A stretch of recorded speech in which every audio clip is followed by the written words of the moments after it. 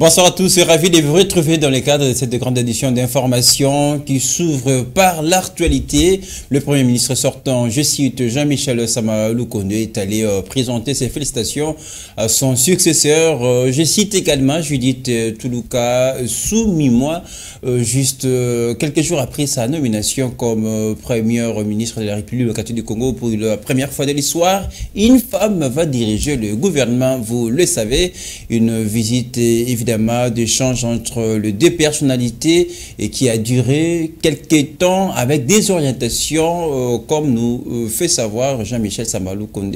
On va l'écouter. Je suis venu voir la première ministre, Madame Judith Soumimoa Toulouka, d'abord pour lui présenter mes félicitations.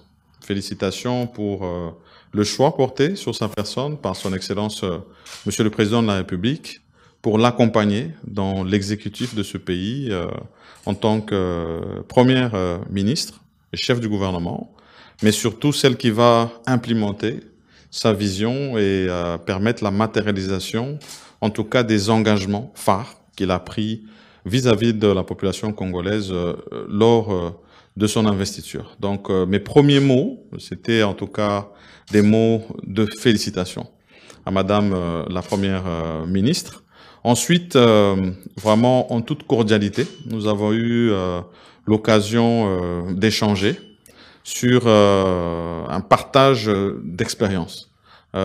Ayant été à la même fonction portée par son Excellence Monsieur le Président de la République, on s'entend pour la législature passée, donner ce qu'avait été mon expérience pour qu'elle puisse y tirer, en tout cas, les points positifs qui vont l'aider dans les prochaines étapes qui l'attendent.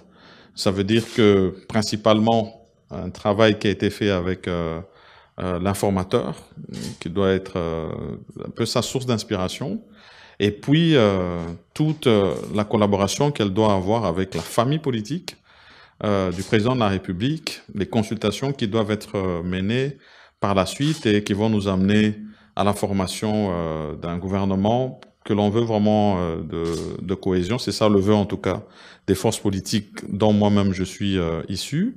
Et puis par la suite, toutes les étapes qui sont attendues dans l'installation qui devra se faire au niveau du Parlement.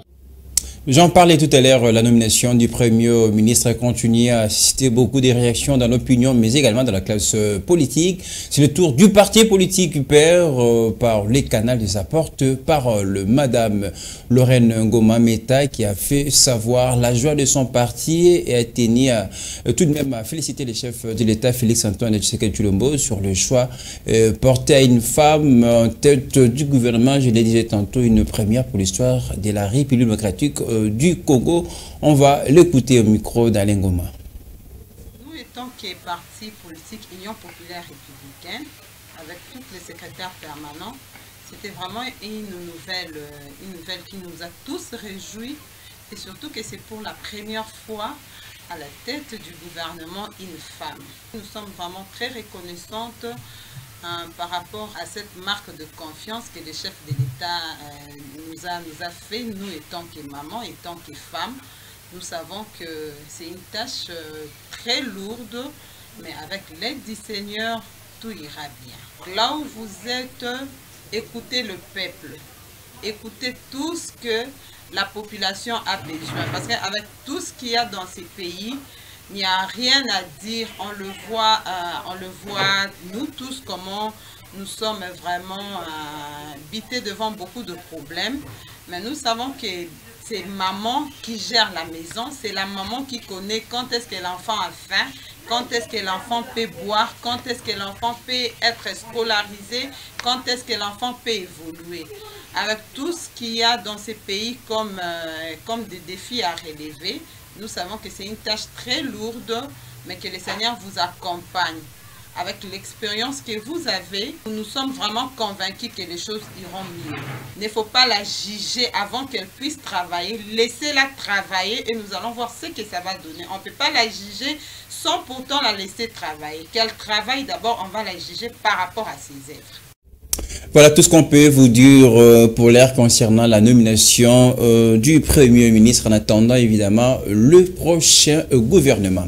Allez, pour la suite de ce journal, on va prendre la direction en province avec la mauvaise prise en charge. On en parle, les administrateurs de province. C'est les cas, évidemment, le mal en même temps qui persiste jusqu'à présent. Ces derniers réclament le salaire, prime d'itinérance, mais aussi le frais de fonctionnement qu'ils n'ont jamais perçu. J'ai au téléphone l'administrateur du territoire de Massimanima, Emery Yoka, interpelle les autorités car cette précarité date depuis la signature de l'ordonnance signée par le chef de l'État, administrateur du territoire de Massimanima, j'ai au téléphone par Elvis Smith, si on va l'écouter.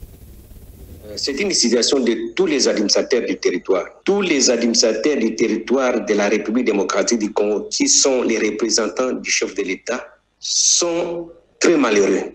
Parce que depuis que le chef d'État a eu l'idée de signer l'ordonnance, donc c'était le 18 novembre 2022, jusqu'à ce jour, tous les administrateurs du territoire de la RDC n'ont ni frais d'installation, ni salaire, ni prime, moins encore frais de fonctionnement. Pourquoi pas ajouter les moyens de mobilité pour faire l'itinérance? Les administrateurs du territoire sont devenus les mendiants.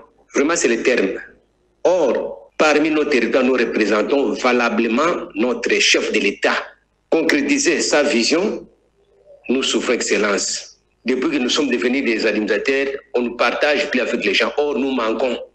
Et vous connaissez, les territoires sont déconcentrés. N'ont pas de taxes ni impôts. On n'a pas de ressources dans les territoires. Si longtemps nous gérons des grands problèmes, surtout des problèmes liés au conflit coutumier. La réclamation va continuer et nous, à notre tour, on va continuer à observer évidemment tout ce qui va avec cette situation depuis le territoire de Massimanima.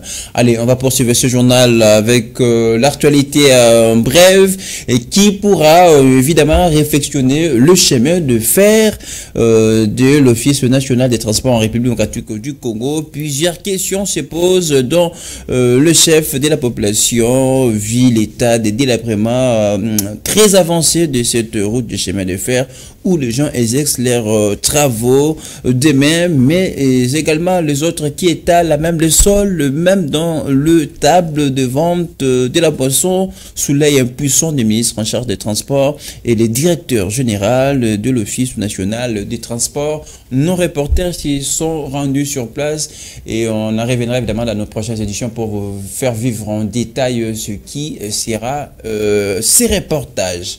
Allez, pour la suite de ce journal, on va passer tout de suite à la rubrique sportive. Reste avec nous.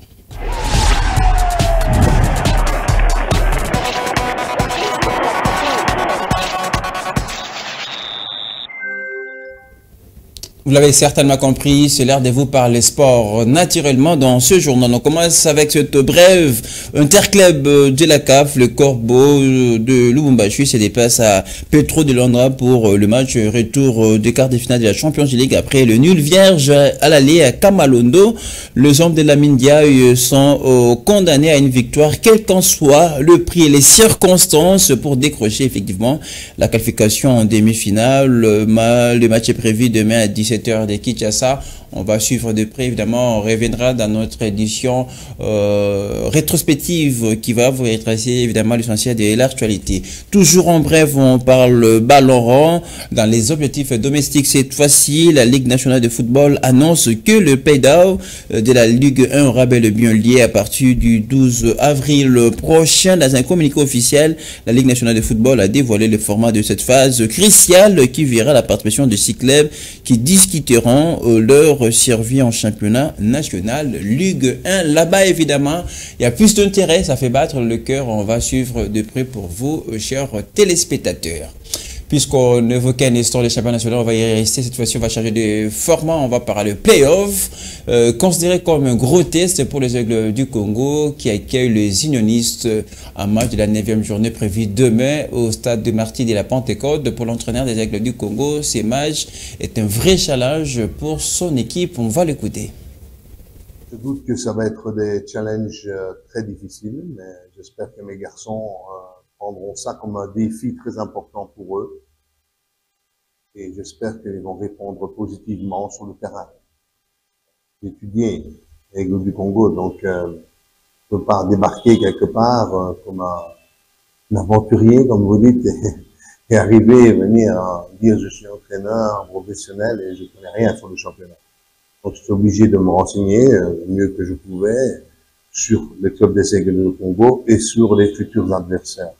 Que nous continuons à suivre, bien sûr, au fur et à mesure des matchs qu'ils jouent, puisque, par exemple, Maniema Union change assez souvent son système de jeu, un peu ses joueurs, quelquefois par obligation, comme avec les blessures de leur capitaine, leurs deux défenseurs centraux. Donc voilà, oui, on connaît Maniema Union, comme Maniema Union, on connaît on étudie, on fait des vidéos, analyse de tout cela, on essaie de travailler le plus professionnellement possible. Et du côté des visiteurs, ces matchs restent extrêmement importants car il va leur permettre de se positionner pour la suite de la compétition. On va écouter l'entraîneur adjoint de Maniema Union en conférence de presse d'avant-match. Nous avons pris aussi nos dispositions pour les affronter de manière vraiment responsable. Ce sera un match qui va nous permettre aussi de nous relancer sur le plan d'abord du classement, mais aussi essayer encore de parfaire le mental de notre équipe. Oui, parce que je crois que la rencontre de demain va clôturer la phase aller, playoff. Donc il y a encore une phase retour. Avoir peut-être fait un match nul et perdre une autre rencontre, cela est à mettre dans le compte du passé. Et c'est une nouvelle rencontre que nous allons aborder demain. Je crois que dans nos objectifs, c'est de chercher à faire vraiment la différence demain pour nous relancer encore. Un match très alléchant entre les deux équipes. Je rappelle les Aigles du Congo qui accueillent Maniema Union. On suivra de près. On va revenir. Voilà tout ce qu'on peut vous dire pour l'instant concernant l'actualité sportive. On va terminer cette édition avec ces titres phares de l'édition. Vous les savez, j'en parlais en amorce de ce journal. Le Premier ministre sortant, Jean-Michel Sama Lukonde, est allé présenter ses félicitations sur ses sœurs Judith Toulouka Souminia, juste quelques jours après sa nomination comme Premier ministre de la République du Congo. Je le disais, une première pour notre pays qu'une femme dirige le gouvernement. Une visite d'échange entre les deux personnalités qui a duré quelques instants, mais mané des orientations, comme l'a fait savoir Jean-Michel Sama Lukonde. C'est la fin de cette édition. L'actualité revient dans une demi-heure sur votre chaîne, mais elle est à retrouver sans arrêt sur notre chaîne YouTube. Je rappelle, et tapez Fondation Maloba Télévision. À très bientôt avec le même plaisir.